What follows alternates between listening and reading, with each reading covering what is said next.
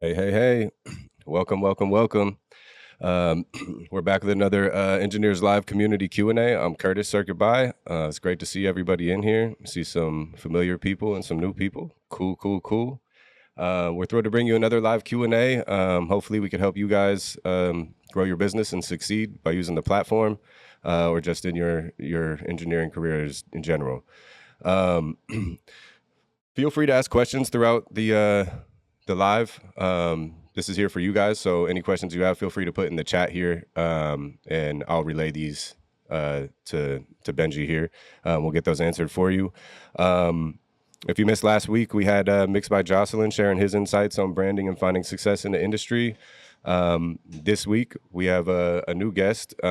He's going to discuss the importance of sacrifice and dedication and how your biggest obstacle might just be your fear. So without further ado, let's introduce our guest. He's one of the most sought after engineers on the platform. He's completed over 1,000 projects on EngineEars. He's got numerous label credits. He's an EngineEars Dolby course graduate, Dolby certified. It's an honor to have him with us today. So please welcome art dealer Benji. How you doing, my boy? What's going on, man? It's a pleasure. Hell yeah, hell yeah. I see your studio room there. It's looking pretty nice there. What you got going on in Yeah, there? There's a lot of figurines. a lot of figurines. Actually, when funny story, we didn't talk about this earlier, but Hmm. when we put this room together, I have 3 rooms in my studio here. But when we put this room together, I was telling people, hey, um, free studio time if you just bring action figures, figurines, and paintings. So after we were done with this, I'll give you like a mini tour, like a bunch of paintings back here, That's Mojo fire. Jojo. I got I was about to say, I was like, how much? I was like, how much you spend on like Funko Pops and things like that? But then I'm like, damn, oh, that's a little move there. I bought nothing in this room, I literally bought. nothing. Yeah, I put like Legos and like I have a bunch of like Legos and stuff in here, but that's about it. Like Yeah, yeah, as that's far as like fire stuff though. I put together, that's about it. But I bought nothing in this room. Nice. That's a cool little vibe. Okay, bet, Yeah. bet. Well, shit. Well, introduce yourself. Give a little tiny bio on yourself. Hi, my name's Benjamin Bryant. A lot of people know me as our dealer Benji. I actually didn't prepare a bio. That's fine. How about Yeah. let's do this? Let's do this. All right. So, how did you get your start in engineering, or How did I get what my who inspired you to start this path? surprisingly enough, I started out as a songwriter. So I wanted to be like just a songwriter. I started out like writing poems and it turned into things of that nature. But when I moved here from Alabama, I moved to Michigan, Detroit primarily. I wanted to get my foot in the door. And the best way to get your foot into the door of studios is interning. So I started out as interning and learning to engineer, and engineering got me into producing, and producing got me into. So it started out me, okay, cool, I'm a songwriter, and this is what I want to do. This is the only thing I'm gonna do. And Mhm. getting in the door just led me to where I'm at today. So like you took like the traditional or the old traditional route, I should say now is where Right. you're like a runner, you're like you're doing whatever you can Yeah. to be in the studio Yeah. and then worked your way up to engineering. So okay, so Yeah. then as a songwriter, who like what inspired you to want a song? Like who was an artist that inspired you to be a songwriter, made you want to write songs? I was a big fan. My mom always had like the old R&B classics, so I was like a big fan of Jodeci, Yeah. Jermaine Dupri. Like if you were standing in the rain, Yeah. that was the vibe. So okay, so you liked R&B It things was like like that. the yeah, it was the R&B classics because between my mom and my uncle introduced me to hip hop. It was like Big Daddy Kane, Busta Rhymes, and riding in the car with him. So it was like a lot of that, and just listening to what they said because I wasn't really paying attention to the beats at first. It Right. was always like, oh snap, he said this, or oh what they say, or how it made you feel, or whatever the case may be. Because you would see like live concerts, or you go to concerts and people would be screaming out the lyrics or fainting, and it was just really cool. That's what always captivated me. Okay. Yeah, yeah. Okay, so then so you're in the studio Mm. and like when you get in there, are you still trying to like be like, how do I get in the room to be a songwriter? Or did you already kind of shift your mindset to maybe I can engineer? So the thing about it was, I'm just now getting out of my shell with this level of success that I've reached. I'm just now at the point where I'm comfortable just talking to people about Okay. what I'm doing and moving around. So when I walked in the door back when I was 14, 15, 16, when I was walking into these rooms, I was like you said, I'm at the last phase of runners and studio engineers and stuff like that. So I wasn't really saying anything. Yeah. I was, hey, I'll clean clean the studio after the session's done. I'm taking out the trash. Oh, y'all need me to go get snacks. Okay, cool. So nobody knew that I was a songwriter. I didn't. For some strange reason, I just thought in my head that they would just, oh, hey, Ben, write us a song, without any notion that They I was just a knew. songwriter at all. Yeah, they just Yeah, knew. it was just weird. You look like a songwriter. Won't you write a quick song for us? Yeah, in my head, it made zero sense in hindsight, but that's exactly what I thought. I was like, today's gonna be the day they're gonna ask me for a verse. Every day you wake up, today's the day. Check it out. Yeah, no, That's it's not funny. how it works. That's funny. Um, So okay, so but yeah, in that environment, when you started to like kind of move into the path of engineering, was there like a specific engineer that you were like seeing or like watching or trying to learn from, or that took you under your wing or took them under your wing, their wing? all of them. I have a list to this day. There's a list of like my big homies. There's a list of my mentors and engineers that I swear by, that I still communicate with, if not daily, at least once a week. I like tap in and like we talk, we share notes now, because the people that I've learned from under, I've reached a level of success to where we're now peers, and that's just a beautiful thing. I remember working at Mix Factory One under IV, and he had an engineer doing running a bunch of sessions, and I was just the guy that went and got snacks and cleaned up after the studio and made sure that the water was there. But one day, the engineer was late. He got sick or traffic or whatever. Hmm. But it was my job to be there beforehand, so I set up the session and I did what I needed to do. And the artist got there, and you pay hourly, so you're not really trying to wait 15, 20, 30 minutes. And it was like, hey, Ben, sit down and go do it, because nobody else was there. It was like a 6 a.m. session. Right. That's when I started engineering. Okay. I mean, that's a that's a Yeah, common yeah, yeah, common yeah. story is the engineer was late. Somebody else didn't show up. Yeah. That's something to learn for you guys. Don't be late to your sessions because you may lose your job. Oh no, Uh, please be late. It's somebody like me that wants your please, spot. please be. Yeah, I'm saying if you don't want to Please, lose yeah, your yeah, yeah. spot, don't be late. Oh yeah. Well, Yeah. however you want to live. Yeah, live how you want to live, man. Yeah, live how you want to Okay, live. so you had mentioned you got into the studio there like around 14, 15, 16. So like Yeah. for me I started engineering around 15 or so as well, Mhm. but I was doing that in like my own home studio and kind of like had met some people that like could plug me to get like, a little M box and like just get a little basic setup to start. That's Um sweet. I'm curious like what it like because to me that's like as a 14, 15, 16 year old, even in my space where I was just at my house, my friends were always like, why aren't you going out to the parties and things like that. So like what made you want to take that risk, like take that leap to be in the studio at such a young age and to like actually know that that's the career path you want to take at a young age? How honest do you want my answer to be? Do we got as, kids here? as honest as possible. Um, I wasn't like, I was 14, 15, 16. I just got cute. This is like the beard and everything. This is like a new look for me. I wasn't getting no like, I wasn't cute back then. I wasn't getting no bitches. It wasn't Yeah, like yeah. being like, I wasn't invited to the party. That's why I wasn't there. Yeah, I wasn't Yeah, invited to the I party, wasn't invited. so I wasn't I cool. yeah, So it wasn't yeah. like oh man, I got to turn down the streets. No, the streets weren't calling for me.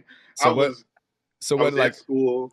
When I wasn't in class, I was at marching band practice, or because I played the violin and the trombone. Like if I wasn't at practice, I was at the studio. okay, so yeah, so you were playing instruments and stuff, so that kind of helped Yeah, in that aspect. I was just yeah, curious because I know, like in my experience, like with even with a lot of my peers, like my friends that I went to high school with and stuff, like when they went off to college and even when they're graduating college, they were still mm, like, I don't know what I want to do.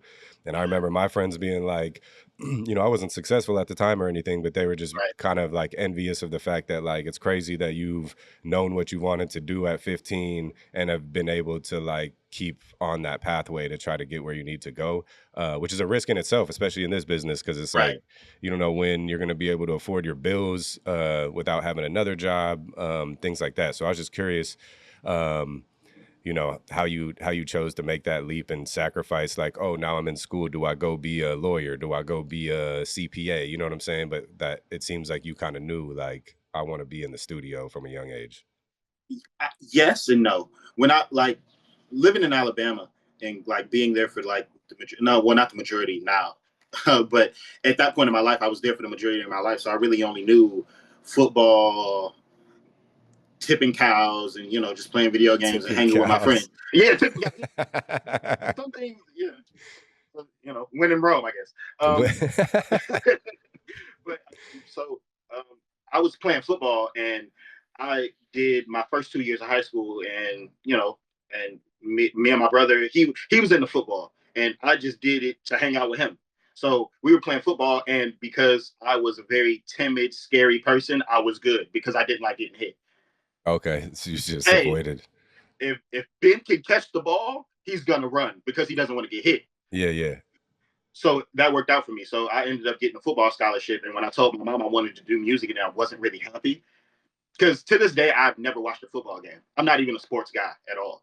I've never watched a Okay. full sports game. So I was like playing football, but it was like hard for me to watch tape. Yeah.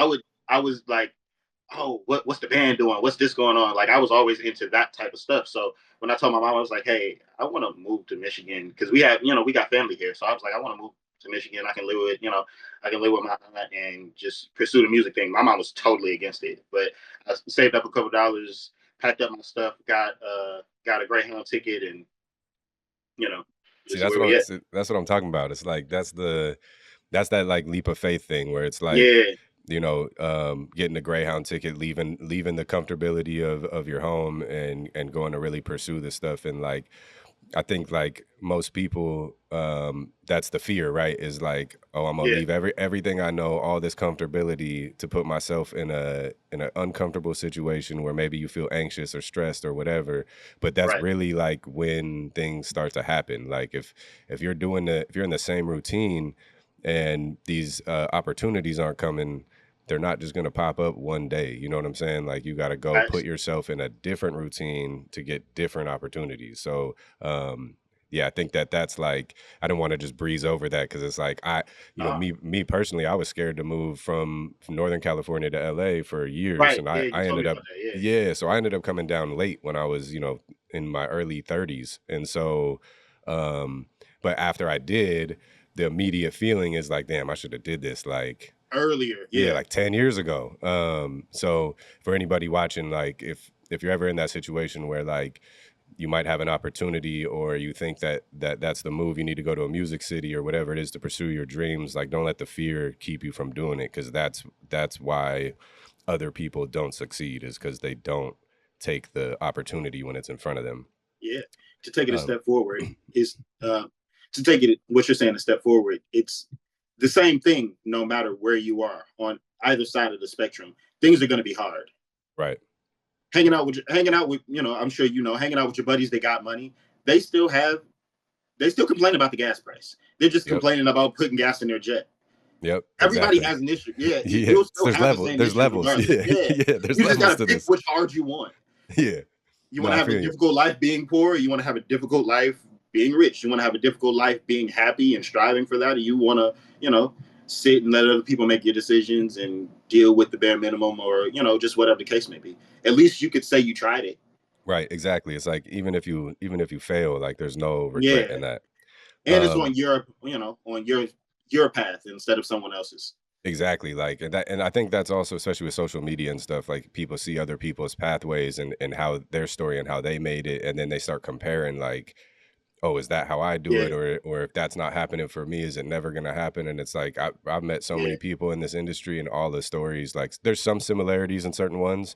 Like, maybe you were a runner first, whatever, but like how they got their break or how they met whatever, got their first big credit or placement, whatever it is always a different story. And no, you don't really facts. know how that's gonna come. So you gotta Yeah. go put yourself out there to have more of those opportunities naturally coming to Hmm. you. I do want to point out anybody that's in the chat. Feel free to ask questions now throughout the whole thing. We'll weave them in and out in between the talk and everything. So feel free to drop some questions in there. I did want to ask you, what's your educational background in music, and do you feel like your education has helped you get jobs or helped you in the industry at all? No, not Nice. even a little bit. um, Okay, so, so you do have an educational background though for yes, music. Okay. yes. I did my last 2 years of high school here in Michigan. I graduated from Chandler Park Academy. I Hmm. wasn't like valedictorian or anything like that, but I just, I I think I had like a C average or something like that. I wasn't, but I got a scholarship. It was music scholarship. I was composing pieces and I was writing music, and I got some scholarship money. I was able to go to Art Institute of Michigan. The I think the how much it cost to go there was like 28,000 a year, something like that. I ended up getting 30,000 a year uh, scholarship, and I just had to keep up a certain average. So I went to college, graduated from there, and soon after I graduated, like maybe a year or two after, they got this big lawsuit and they closed a bunch of schools and they lost their accreditation. So um, So I you now lost. So have a you lost. Yeah, you lost your accreditation also. yeah, I now have a Yeah. college degree that's worth just as much as toilet paper, Yeah. according pretty So much. okay. So the educational thing didn't help as much. No, I'm a bad student. I'm a bad student. I'm a bad student. I'm a bad employee. Anything that like requires me to just listen, follow instructions, and let other people be the determining factor of what I'm supposed to do throughout the day, I'm not really good with that. I see that. Now, I think yeah, that's kind of common in music. Is like, yeah. I'm yeah, not that's lazy or anything like that. I'm just not really good with oh, you want me to do this and this is because I was sitting in class when they had us in a classroom and I was being taught by people that weren't in the field. I was being taught by teachers. I wasn't being taught by industry professionals. So you go to school for 8 years and you become a specialist and a professional at teaching. Cool, but I came to this school to be a professional in the industry of my choice. right. Right. Imagine going to culinary school and your teacher got a literature degree. We're not helpful here. Exactly. Exactly. Yeah, Yeah. I hear So what you're saying. I did this similar thing where like because I ended up not having any schooling, but there was an art institute in San Francisco, and then we also had like an expression school, which the same thing kind of happened where they got their accreditation revoked. But right, I'd went and like toured the campus at one point just to like see if that's the route I wanted to go or needed to go. And I just knew like right away after because they were like, you got to do your general education and all this stuff. And I was like, coming from junior college, like I just did all my general education. Like I don't want to come here to right, do math and shit. Like I'm trying right. to Well, you get just take to it. more math. Oh, okay, cool. Yeah, I'm like, yeah, I'm trying to get to it. So I like they were telling me like the whole first year you're doing that. And I'm like, that's just a waste of money for me. So I just figured out how to go. I was basically just recording people and then like one of my buddies started managing a studio and their engineers all left. So it was like, oh, you want to come do this? And that Right. was Come like work my over first here. Yeah. yeah, and it was like my first, little break. So I'm always curious because a lot of people that I'm around, and not that it's common, I'm just a lot of people that I came up with in the business aren't I have no. yeah, they didn't go Yeah. to school for it. And part of that is because, I'm a little bit older. So like the school stuff was just kind of starting out for engineering in general. Right. So how I maneuvered was, yeah, I had my scholarship, but for some strange reason, I didn't understand the parameters. I was like, okay, cool. They got me this money. I can go to school. I can get out of my aunt's house. Now I ain't got to worry about parents and parental units. Okay, cool. It's lit. But I had to have a B average. But by the time I realized that, I had already took my internships and I was either in class or I was in the studio. And most of the time, I was in the studio. Yeah. So I wasn't. I was turning in all my tests and all my classwork. I had a couple of different people I was cheating off of, or whatever the case may be. Um, they called me to the financial aid office. They were like, "Hey, we want you to know that you have a C in two of your classes. If you don't get it up, you'll lose your scholarship. You'll owe them some money back. It would just be this big thing." And I was like, "But my grades aren't slipping." They was like, "Yeah, but they count attendance here." Oh, so I see that. Yeah, that's kind of So it's like, what? I had to have a B average in order to stay in school. So I almost failed out of college because of my attendance, not because of okay. my grades. But I graduated. I did the full 4 years, and I wish I would have known then what I know now. You know what? Actually, things are going great for me. I probably would have did the same thing. Yeah, yeah, exactly. Yeah, That's and how I, that's what got you here as part of the path. yeah, I was Um, thinking about so it. Life so is great. I wanted to I was gonna get into this a little bit later, but we somebody in the chat's asking what are some of the things you wish you knew early on when using engineers the platform? what are some of the things that I learned early on when using Or engineer? that you wish you knew early on. So was there anything that like um when you first got on engineers that you learned after like you know a certain period of time being on engineers that you wish you just knew as soon as you jumped on? Or maybe we should start with how has engineers helped your engineering business and your you know your success? So engineers has helped my success like a crazy amount. Uh, Honestly, yeah, just a really large amount because independent of the Atmos stuff, because yeah, I Mhm. went through you guys and got the Atmos score, it's cool. But independent of that, I had a very wild, wild west approach to my business operation and just owning my studios and things of that nature. It was very like, okay, hey, just call me whenever you call me. You come in, you pay me whatever you pay me, then you guys leave. And we would lose sessions a lot, or hey, I would have new engineers come in, I would train them, then they would go to other studios and things like that. Mhm. It's either when I got onto engineers was a pivotal point in my career where I was just learning more, or engineers helped me with a lot of it. But there's a lot.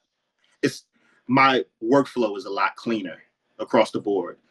So from the I keep business a side, it helped you Yeah, structure things and kind of keep your finances in order and all yeah. your bookings I and things. Everything comes directly to my phone now. I run and manage 3 studios. So it used to be 3 different calendars. Now it's one calendar. Everything comes to my phone. I don't have two, 3 different phones. I have one phone. Everything goes to my phone. My phone is ringing constantly, but at least I know what's going on. Um, when artist hits me, I hit them back directly, or as soon as I, get a chance to, you communicate. For me, it's a lot less about being personable with the artist and a lot more about giving them the best product. So I'm not looking to be everybody's friend. I'm just looking to give you the best outcome out of the situation. So Gotcha. everybody gets the same message. When they book a session with me, hey, thanks for booking me. Once I get your files, I'll get started with your product. Okay, cool. I turn in your mix, message them, tell them you turned in the mix. Hey, when they approve the project, tell them thanks. Ask them to Right. leave you a review. I have so many reviews on my page just because I asked them to. Right. I tell So them, it sounds hey, like it sounds like that's a good thing to for somebody starting out on engineers to know. yeah, Like just communicate. keep communication with your even when it's not necessarily the you know about what's going on in the project. Like you know just keeping them informed. Like you know I'm working on your stuff now. I'll have you know a Passover for you shortly, Hmm. or and especially asking them to leave a review is probably a huge thing that Yeah, somebody starting out on the platform should know. Just because the and leave them reviews a is review. like right exactly because then it's like if you're a stranger like or if you're a new artist to the platform you're gonna look at reviews. It's like when I you know if I'm gonna go try a new Hmm. restaurant out on Yelp, I'm gonna go look at reviews to make sure that the food's good, you know what I'm saying? So And I um think I have like over 700 reviews just because I ask.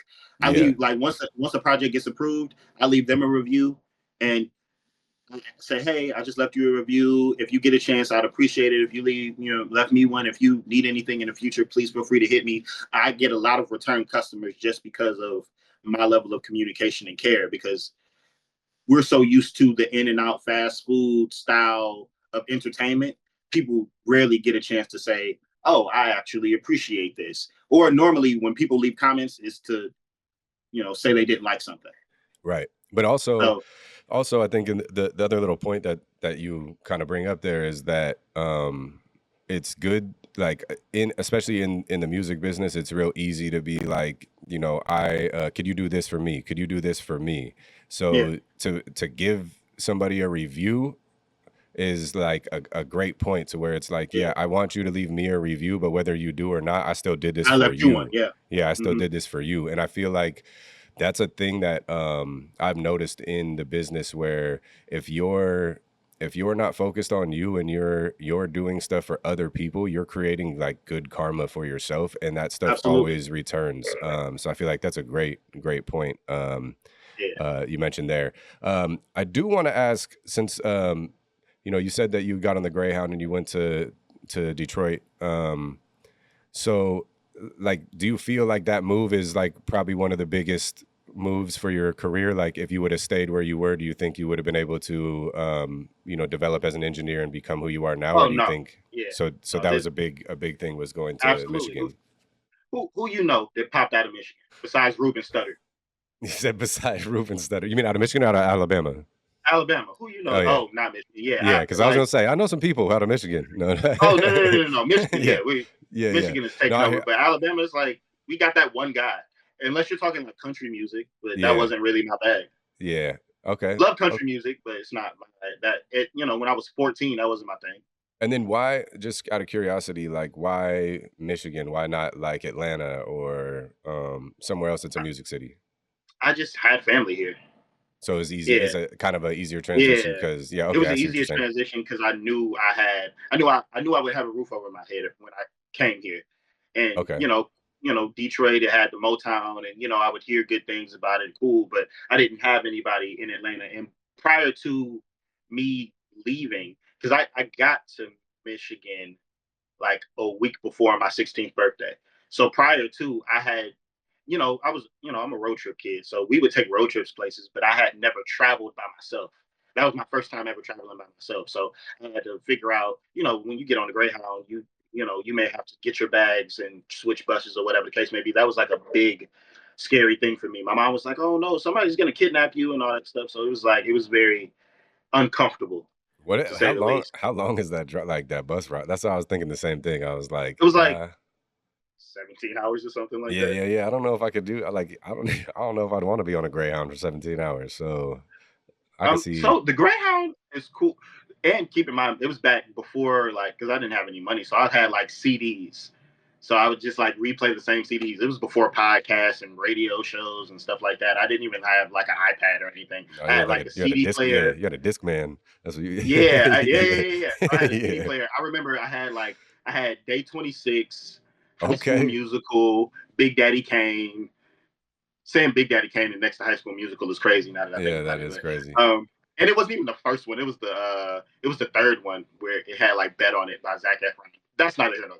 But That's neither here nor there. No. yeah, that um but yeah, so we just had it was a really good experience for me because it was one of those turning points of your life where you have to tell yourself there will be points in your life where I'm sure you can attest to it. There's points in yours where you have to constantly tell yourself, hey, this is good for me. This will be good for me. If I do what needs to be done, everything will work out. And that's what I constantly had to keep telling myself because like I was a very shy, timid person going into high school. So my first 2 years being in Alabama, it was like, yeah, I was on a football team, but I wasn't popular for it. It was like, oh, I was just good, or I may have been popular and I just wasn't paying attention to it. I don't know, but So I was he like, said, nobody invited me to parties, but then it was just, oh, well, actually, maybe I was yeah, popular. No, I might have been, and I just overlooked you it, didn't but want to I go to those wasn't invited.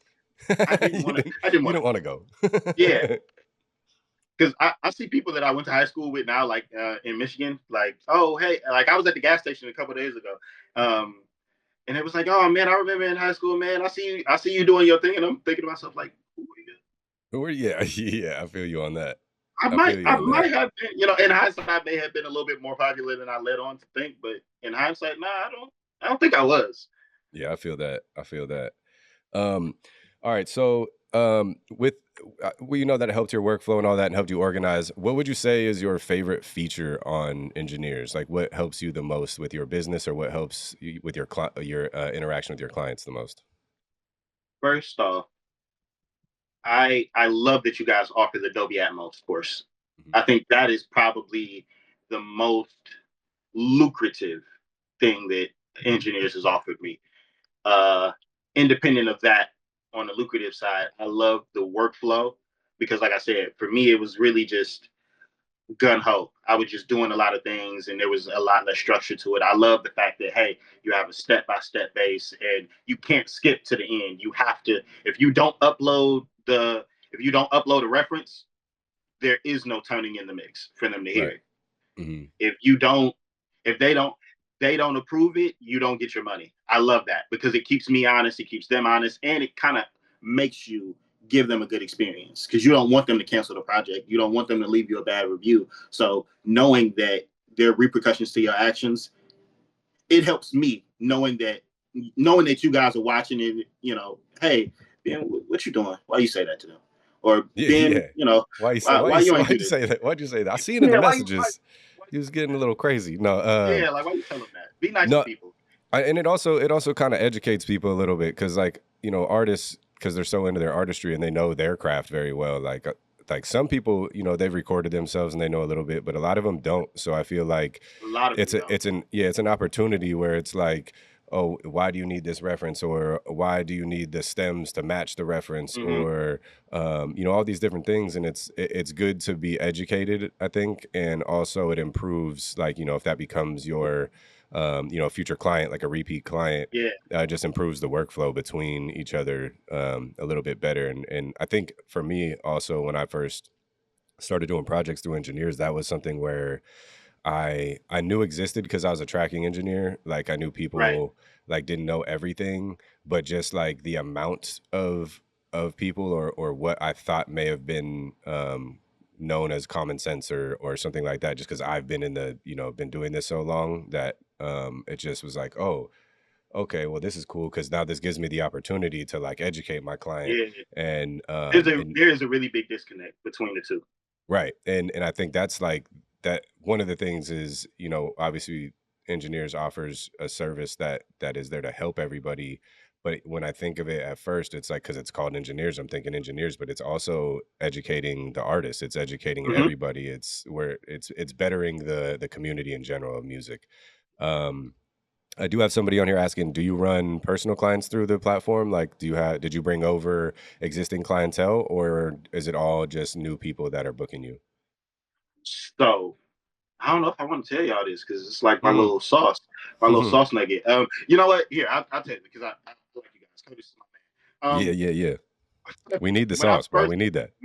got on the engineers, they do this thing where you have to have like 5 or 7 projects completed to be verified. And I thought to myself, I'm like, okay, well, I have 3 fully functioning studios. We do on a low week, we do 30 sessions a week through here. So I'm like, well, I'm just the same way I put this room together. Hey, I'm gonna give you guys a free session. All you have to do is book me through here and I'll mix your record. It's all free. All you have to do is book it through here. You pay it, this, that, and the third. When people booked me through the site, I would give them their money back. I think when I Oh, first started, I was doing like $50 mixes. I was like, hey, here's the $50. I'm sending it back to you as soon as the mix gets approved. that's cool. So That's cool. the first, like within the first 2 3 days, because I have so many clients that I did, I just wanted to diversify because I knew that engineers had people from all around the world looking. So I was like, well, hey, if you leave me a review and you book me through here, I'll do your session for free. Like all of it, I'll take care of it. Just because I knew I wasn't losing the money. So I think I became verified within like the first 7 days of me being accepted onto the platform, Okay, just because bet, I bet. was willing to, I was willing to do the work and like take it. So don't be afraid to diversify and plan out because engineers promotes a lot of the work that I do, which brands and markets me, and I don't have to do a lot of the work. All I have to do is engineer. All I have to do is mix. All I have to do is what I've naturally been accustomed to doing and let other people do the work for you. It's kind of like having your name in the credits of a big record.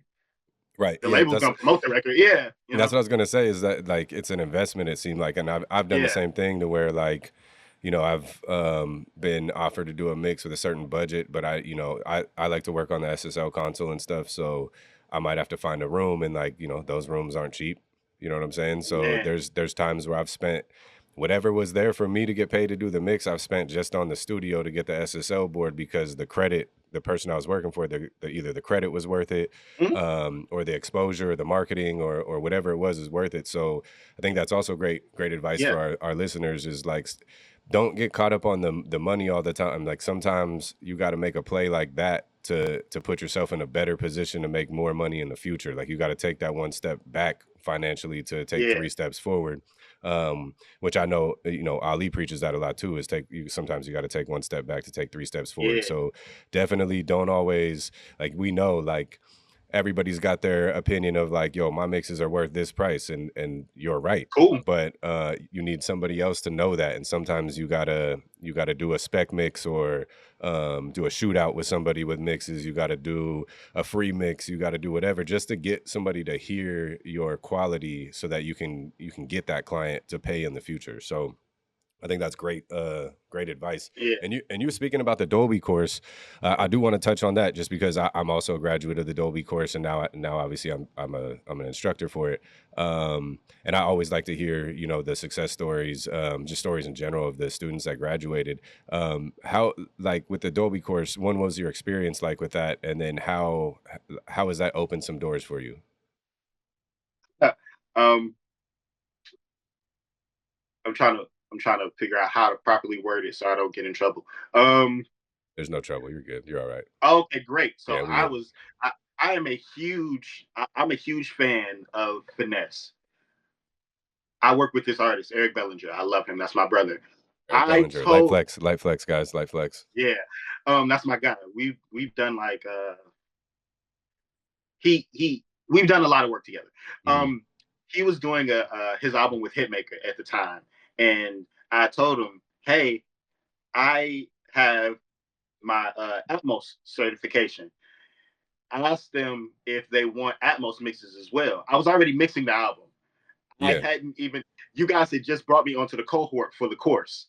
But Okay. I knew it was going to take, because he's an independent. They were finishing up the album. He was about to start his tour. So I knew that I wouldn't get the files until after I got the certification. I just Right. had to make sure I passed the class. Yeah. So I told him, I was like, hey, tell him I have it. And he was like, Nice. oh, word, you have it? I said, yeah, I got it already. We hadn't even started the class yet. Yeah. But Yeah. I knew it was going to take them like 2 months to get all the files to me, whatever the case may be. Source was mixing the album. Yeah. Yeah. Yeah. He was finishing up, sending me over the files, and we were bouncing back and forth the stereo of the mixes to get it done. It was me, Source, and Cook. Yep. Me, Source, and Cook. We were bouncing back the files to get it done in the stereo. And while I was finishing up the album in stereo, I was doing the class with you guys.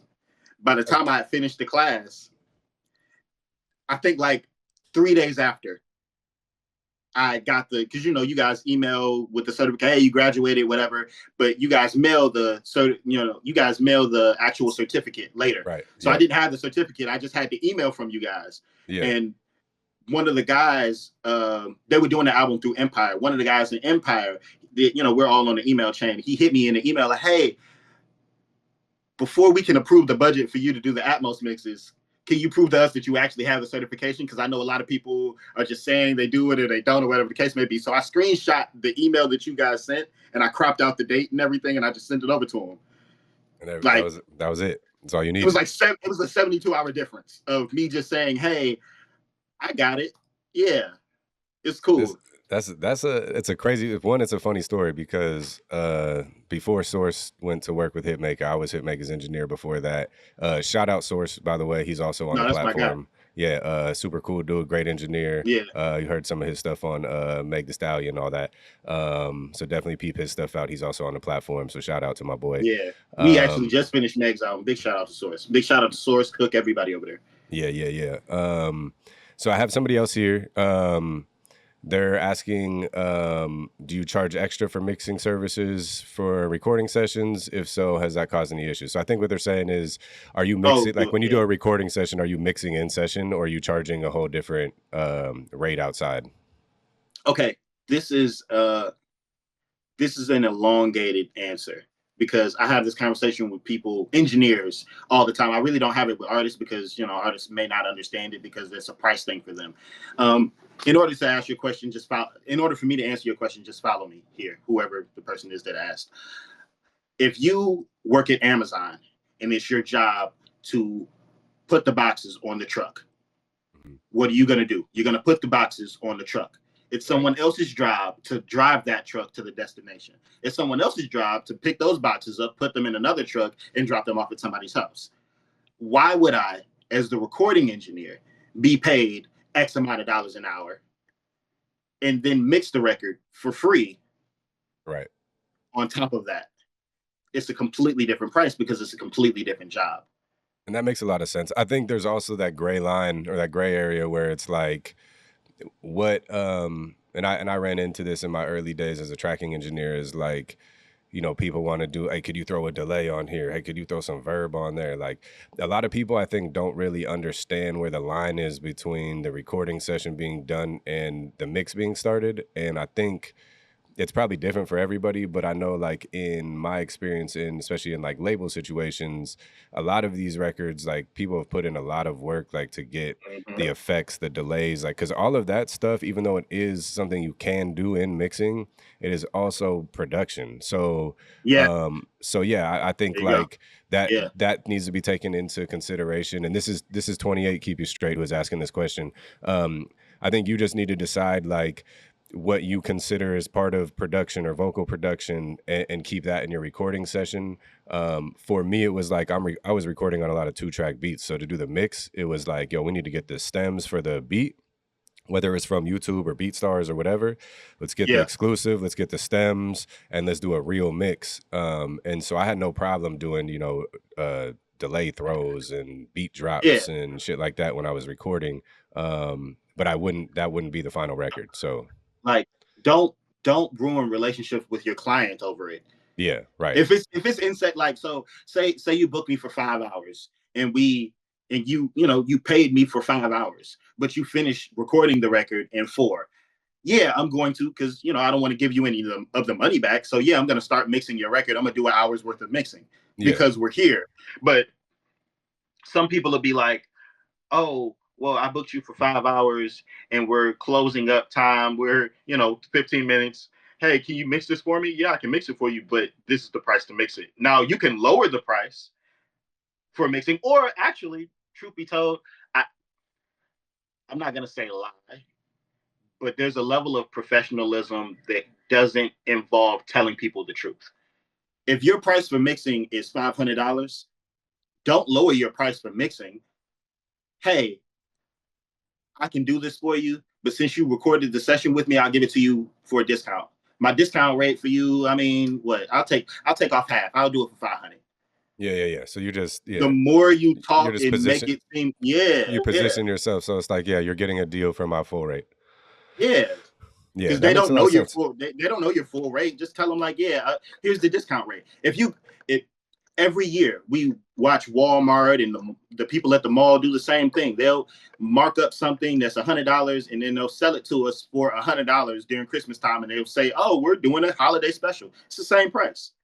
Yeah, and also it's probably more of like a case by case basis to add on to that. Yeah, At of least course. in my experience, like if it was somebody that I had developed a relationship with and was like a repeat client, and we're doing records together and stuff, like I'm not gonna be against if they got an idea like let's do a delay throw, let's throw a flanger on here, Yeah, let's what I'm saying. I'm not gonna be against that at all, because I want to keep them happy and I know that they're loyal yeah, to me, so I'm not concerned about that. But I think the biggest point you made there was regardless of what your thoughts are on where the recording should end and the mixing should start, don't sacrifice the client over the yeah. money. Like I would never like, and that's partly why, people don't like, you'd want like a manager or some sort eventually to like discuss financials because financials is the easiest way to kill a session vibe. Lose. Yeah. So, Really, any relationship, finances will kill it for right. sure. So it's like, yeah, don't sacrifice your clientele for that because that's,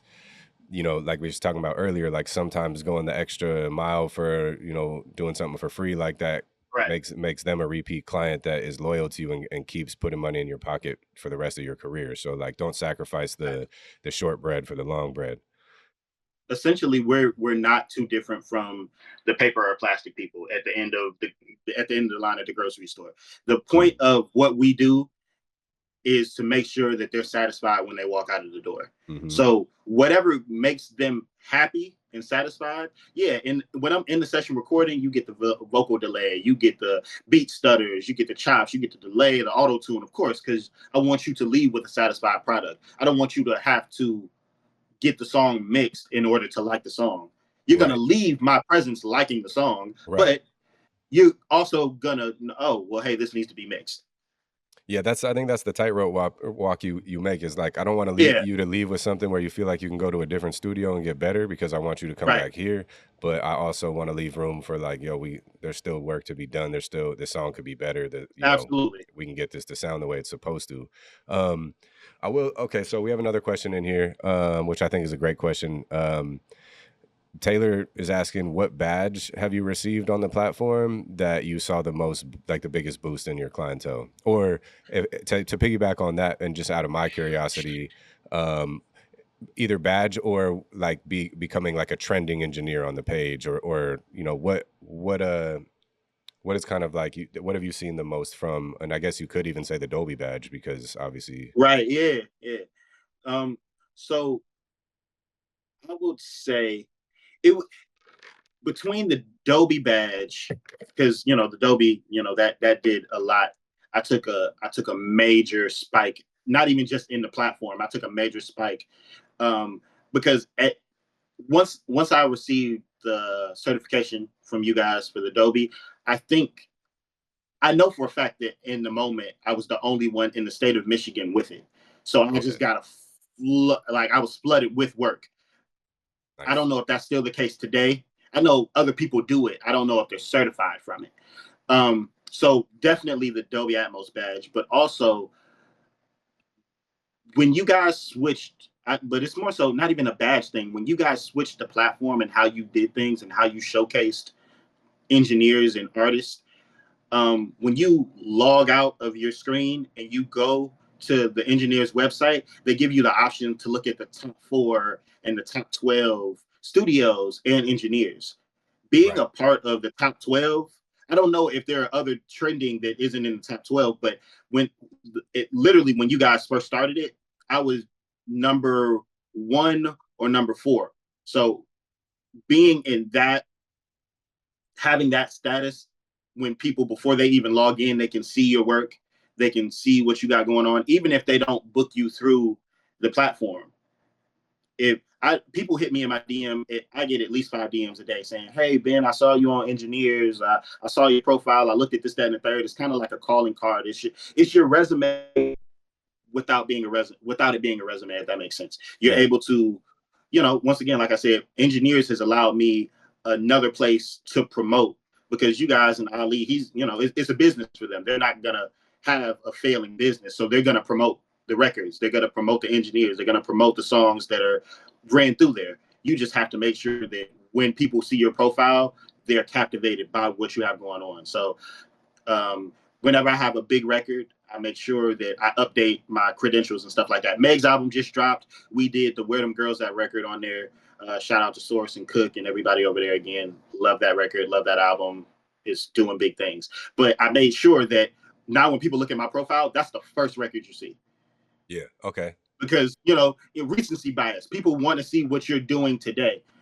got I you. look at some people's profiles, it's like, oh, yeah, I did this Ice Cube record in '02. It's like, that's great, but the sound has Yes, changed so yeah, it's like drastically. You want to make it's sure, 20 years ago. Yeah, yeah, you want to yeah, make sure that it's relevant. yeah. I would say, to Taylor's point, being visible, yeah, being visible on the front page, Yeah, when it helps. a stranger comes by, probably is a big thing, and those top 12 are a mixture of trending engineers and engineers that have certain achievements as far as like you've done 1,000 projects, so you're going to be up there with 1,000 projects. You know what I'm saying? Right. So yeah, getting on that front page and to become trending, you just got to complete some projects. So Yeah. as Benji was saying earlier, he had people coming in the studio and was just basically giving them their money back just to get them to get the projects through Hmm. engineers, and that makes him trending, and then he's able to be seen on the front page by Yeah. anybody coming in, and that that brought him more business. So even though he did all that, all those mixes for free, it ended up getting him more and more clients, which in the end gave him more money. Right. So I think that, yeah, that's a great point. I've actually never really even thought about, like, because I think about badges too. It's like when I got the Dolby badge and was doing back catalog stuff, I was like, oh yeah, this is it. But Right. You did now that all you the mentioned TDE that, stuff. yeah. So I mean, now that you mentioned that though, it's like you know, I've done little runs where like I might do a discount and I do like, you know, 5 to 10 mixes in a week, and then you become trending, and then it's like all of a sudden you're getting more and more messages or direct Hmm. messages or Yeah, whatever of because people just inquiring. it's the same thing with like McDonald's. When McDonald's wants to open up a new restaurant, what are the first things they ask? Oh, where's it located at? Location matters in the grand scheme of things. Where are you located? Because if I can't get to you, if I can't see you, how do I know you're there? Yeah, exactly. You may Exactly. be you may be an artist, perfect, you know, you two may mesh perfectly together between the artist engineer, but if they don't know that you're on the platform, if they don't know how to reach you or contact you, you have to make yourself accessible, you have to make yourself visible. So I think that's yes, the badges are phenomenal, but I think the level of visibility that engineers provides is hands down the best thing that I've been able to take advantage of.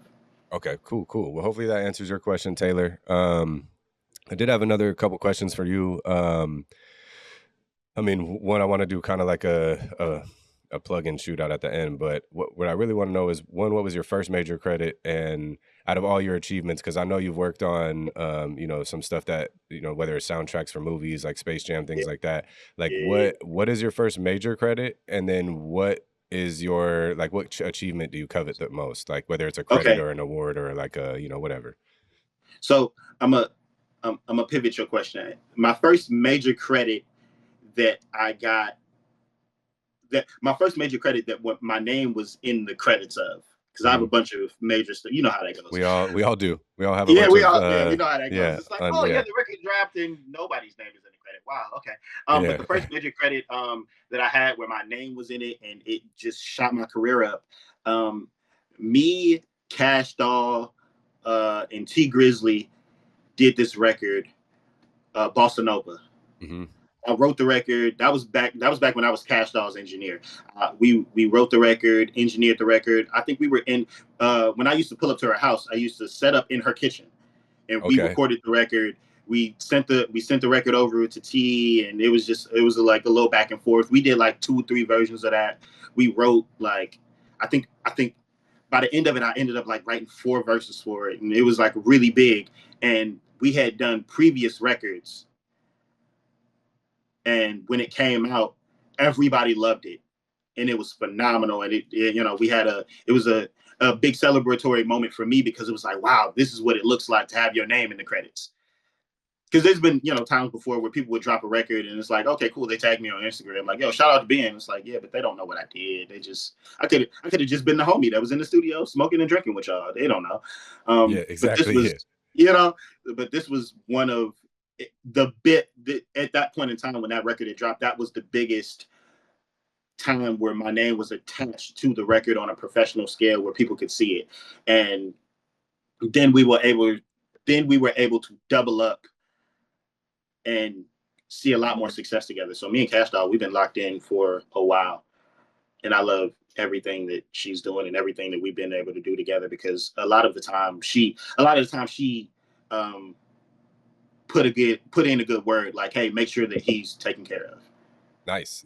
I mean, Yeah, that's I love key, her for because that. when that's the thing is, like, you know, some artists aren't, they don't really, they don't do that. You know, they Yeah, might get some success and just move on to a right. different team and things like that. So that's a cool story to hear. Yeah. So what achievement do you covet the most? Like, whether it's working on Space Jam, working with Eric Bellinger, what do you think is Um, like if somebody came up to you and was like you were really trying to flex on them, or like, you know, whatever, what would your go-to be? if I'm trying to, so it depends on what conversation we're having. Like if we're having a music conversation and it's like, oh, hey, you know, I'm trying to flex. If we're having an engineering conversation, it's like, hey, yeah, but I recorded, mixed, standard stereo, clean version, Atmos, clean and dirty, did the acoustic album for Eric Bellinger from top to bottom. At this point in his career, if you're listening to anything that he's released in the last however many years, you're listening to me. Right. That would be okay, cool, because everybody looks for placements and oh, I got the single or I got 2 records on the album. Yeah, but I am the album. That's my album. Okay. Or if we were to do like, hey, you know, I worked on this film. Like, yeah, cool, but Woman King has been trending on Netflix since it Forever. went on there. Yeah. Yeah. Or Space Jams with LeBron. It's like, oh, okay, cool. Or Charlie's Angels. Charlie's Angels, when they redid the Charlie's Angels, Cash Doll had the record for that album that they promoted with it, and we worked on that record. So it's like, it depends on where the flex wants to start. I've been blessed enough in my career over the last however many, I'm 29 now. So from 14 to 29, I've been blessed in so many different variations to where if somebody wants to have a conversation with me about something and it's a shooting contest, I'm safe across the board.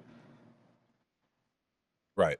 And that kind of leads me to my next question. And also, feel free, everyone, as we're getting close to the end here, feel free to ask any questions you want to get in before we wrap this up. But I did, just because you had mentioned that, I did want to ask you, like, you have worked with like a wide range of artists, like even within like whether it's hip hop and R&B, it's like you have worked with Eric Bellinger, who's like a love song singer. Obviously he's got some explicit stuff and all that as well, but it's like very Yeah. female driven records. And then how do you approach going from something like that to working with maybe one of like the Detroit rappers, which I know you've worked with a bunch of Right. people on the come up, but like somebody like V's or one of them, like how do you approach that session or mix differently, or when you mix, are you just like just trying to make something sound better than it does? We're in the service industry. I am not an Mhm. artist. I like this You get what I'm answer. saying? Like, we're in the service industry. I am not an artist. I've never wanted to be an artist. When it comes to this area of my career, I've never wanted to be the person on stage. That's another big reason why I've seen the success that I've seen. Nobody's worried about, oh, if we invite Ben to the session, he gonna take this beat or he gonna take the session and it's gonna be something else. No, I just write records, I make beats, I mix songs, I engineer. I I don't want to do that part of it. So for me, once I step into the session, it no longer becomes about me at all. If I'm mixing the record, how can I make this the best record? Even if I don't like the song. I've mixed a lot of songs that I don't like, but do you like it? Hmm. Is the listener gonna like it? Great. Right. If I'm writing the song, it's not about me and what I like. I've written a lot of songs that mm, I wouldn't say this, but I'm not speaking from my point of view. I think Right. sometimes, Right. most of the time, when I'm talking to newer or sometimes more established engineers, because they're if there's either a disconnect and ignorance attached to it, or you've seen so much success that you have an ego where you forget that this isn't about you. If you're being paid and Yeah, I accredited, was gonna yeah, that's what I was gonna ask, is like, because that's a big thing, is yeah, ego. It's like being an engineer is really tough because you will have an ego, facts. especially when you start having success. But at the same time, like, that's your job, is to check, like, your ego doesn't matter. Like, the song's ego is the most important ego. So like, I agree with that, where you got to Yeah, remove your own ego. And there's some more questions coming in, but there's one that kind of piggybacks on this. And um someone's asking, like, how do you handle feedback and just revisions do them. when the client's request, but I mean, like, say you don't agree I don't need to agree. with somebody, do you, right, so I guess my question is, do you just do it, or do you tell them, like, yeah, let's try this out and see how it sounds, but I don't think that that's going to be beneficial, or do you just do the revision and move on? When people, me personally, I'm not going to tell anybody how to maneuver. But I have so many Right. other things going on. If you tell me, hey, turn the delay down, but the delay makes the song, I'm going to turn it down. What gets the project approved, especially on EngineEars, because it works in a certain system. I am not married to this record. I'm not the one pushing this record. I'm not the one dumping money into this record. Do what needs to do what Right. you need to do for the artist to be happy and satisfied, for them to approve the mix, leave you a good review, and book with you again. I'm not getting into a back and forth conversation with any artist about anything. If it's technical, like I'm having a conversation with a client of mine now. She sent me vocals, but she recorded them in the wrong key, and I suggested that she re-record the vocals. That is perfectly Hmm. understandable, because you know that lends to me and just having that conversation. But if they ask for a revision and you don't agree with it, No one asked you to agree with the revision. Do your job. Yeah, If that's if I true. go to McDonald's Yep. and I order the fries, I don't want you to tell me I'm fat. Make my fucking fries. Mind your business. That's not your job. Mind your That's business. actually a Mind, dude, that's one of the best analogies I've ever heard when yeah. it comes to that situation. Do That's your hilarious. job. Oh my God. I don't know who asked, but whoever asked, pay attention. Do your job. That's 28 Yeah. Dookie straight. You didn't ask me what I thought. So I'm gonna just do my job.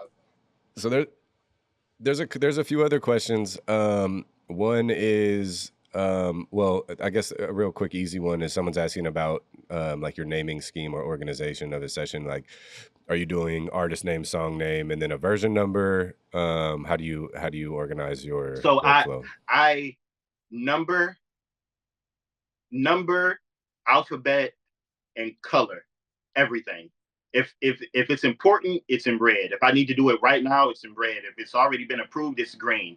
So for me, I have a folder that is the artist name, and then inside of that folder is all of the sessions. I have individual sessions with the names of the songs, and then when I go to bounce the records out, it's the name of the song and V1234, whatever the version of the mix is. So let's just say Curtis has a song called Legos. So Curtis Lego Mix V1. I turned it into you. You want another revision? Curtis Lego Mix V2. I just keep it really simple for myself. I'm not adding your name into the mix because you know what your name is already. I know what your name is already. Let's just keep it moving.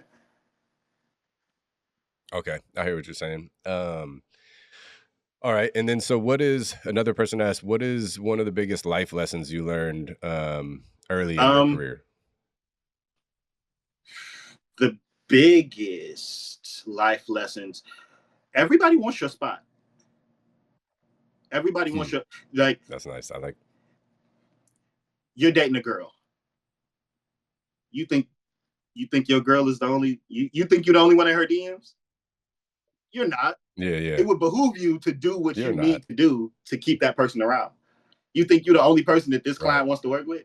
It would behoove you to make sure that they're comfortable, to make sure that you're the Right. biggest thing that I've learned in life that I think a lot of people, especially newer, because I came from, I was one of the last of the studio rats, studio interns. Everybody now is doing it from their house and whatever the case may be. But as far as getting it out of the mud, I remember when I wasn't allowed to touch the computer or whatever the case may be. So you had to earn your stripes. You had to you Right. had to take someone else's position. Taking someone's job is probably one of the best things that could have happened for me because it taught me that jobs could be taken. If no one's ever Yeah, taking any if no exactly. one has ever taken anything from you, then you will never know that something can be taken. Yeah, I agree. And the other thing I think people don't realize is like when you get to a certain point, like you got Mm-hmm. label credits now, you got things under your belt, like that No one doesn't cares. hold a spot No one for you. cares. Yeah, no one cares, like especially like how you were just saying, like, oh, you got a Ice Cube credit from O2, like that's nothing new, so I don't care. You know Yeah. what I'm saying? So it's like you still got to all this stuff that we're talking about now. You got to maintain. Like you could be on top of the world as an engineer. You could be the most hot engineer. You could have did the last 5 big albums, and next year have Yeah. no work. Yes. If you get comfortable and get complacent and don't you're still not out there I'll doing take it a what you're step supposed to be forward. Not doing. even comfortable and complacent. You'll have the biggest album this year, but because labels are downsizing, you could have lost the relationship with the A&R that was getting you all the work. Now you don't have any work because that A&R got Right. fired. Yep. If you're Yep. not, if Exactly. you are Yep. pursuing your career in totality to get the best out of it in every fashion, whether it's marketing your records or posting your content or communicating with your clients properly or just making sure you're a pleasant person to work with, that's on you. Yeah, exactly. Exactly. So yeah, I would say yeah, don't get complacent. I mean, Yeah. no matter how whatever it is, you feel like you hit a big run and you're comfortable financially for a minute, so you want to like chill out. Dope. I mean, I'm all for life balance, but like I wouldn't take any time off. I wouldn't get comfortable with that. That's how you start losing that momentum that you just spent all that time getting. Yeah, sure. So Yeah. we have another question, which I also think is a great question because I know my experience with this. Someone's asking if you've experienced imposter syndrome in your career, and What is I love imposter that syndrome? question because What is that? imposter syndrome is like you don't feel like you deserve like you're being an imposter with being as Oh no, successful as you are. Like no, you're everything. No, I earned this so shit. Yeah, yeah. So I think I like this question because I compartmentalize it because like with what I've done, I feel like I earned everything I did also, but there's still always like a voice in me that's like, um, I based on what I've done, it's like you're supposed to be one of the best engineers on the planet. You know what I'm saying? And so I'll think like I got peers that I know that are engineers that some of them were right. mentors. Some of them were just people that I like their sound that I studied. Um, and I feel like there's always that space for me in there where it's like I've got mixes out next to these same people, but they still seem like they're on a higher pedestal in my mind.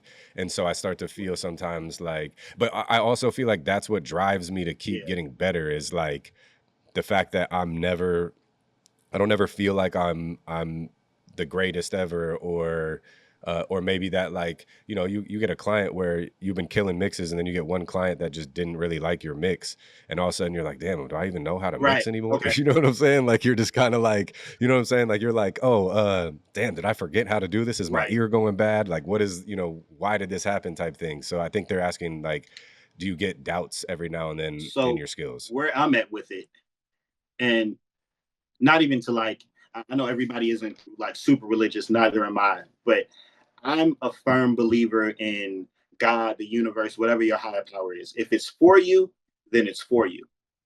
If I walk Mhm. into a room with five other engineers or five other producers or five other songwriters, that's fine. You may be better than me at this, but you will Mhm. never and could never outwork me. If you wake up every Mhm. day and put your best foot forward and you do the job that's in front of you, if you are attacking every situation with a certain level of veracity, if you're focused, if you're locked in constantly, that's why to your previous statement, you being all for work life balance. I feel like there's a time and a place for everything. I feel like any progression that we've seen throughout history, it was never from people that were balanced out. Nobody was talking about Yeah. work life balance when we were trying to get to the moon. If we didn't, I go to the moon or whatever. Right. But nobody was talking about work life balance when they were like, "Oh, yo, man, what about the computers?" We see all of these people. They were like, it was disgusting their level of dedication. So it's hard for me to have Mhm. imposter syndrome when I know what I've done. I know the hours that I put in. And once again, I know that somebody wants my spot. I mean, not even in a negative way, but I know you guys are like watching this live stream, like, yo, man, I want to be there one day. I know that I know that Right. people would literally kill to be in my position. Why wouldn't I be satisfied where I'm at today when I know other people want it? I do the work. I Yeah. put in the time, I put in the effort. And if you're better than me, if you have more credits than me, if you got more money than me, or whatever the case may be, it's not because I didn't do what I was supposed to do. It's just because you got it. God wanted that for you. If you beat me out by something, it's Right. not because I did something wrong. You just did something right. I'm never a Yeah. hater. I'm never a. I, I'll be your loudest clapper. I love being a cheerleader for people that are winning because I'm not losing.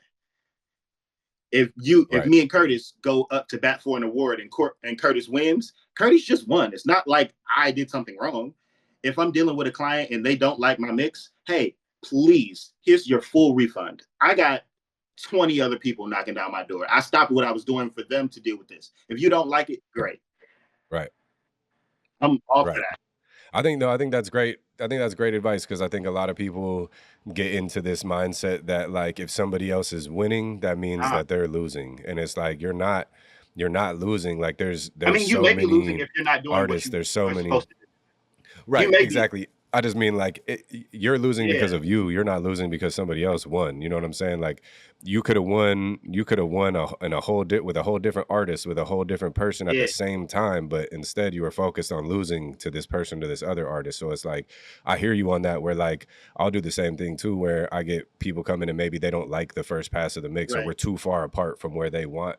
And it's like I have no ego and no problem being like maybe my sonic taste doesn't Yeah. match with yours, or it doesn't match for this record, and I don't feel a type of way. It's like I just want you to be happy. So it's like I don't want to go back and forth and make both of us There more you go. miserable by beating a dead horse. It's like I understand maybe this isn't going to work out this time. Here's a full refund. I got other clients that I can tend to, And that's and okay. keeping the mindset. And yeah, because keeping the mindset is like if you get down on one project, that could affect how you're mixing Absolutely. other projects. So it's like I don't ever want my mindset to fall off. So it's like if I got to give somebody a full refund on something to keep peace of mind so that my other clients are satisfied like they're supposed to be, I'm 100% for that as well. So I think And then to that's take it a great step advice. forward, I don't know. You make beats, Curtis?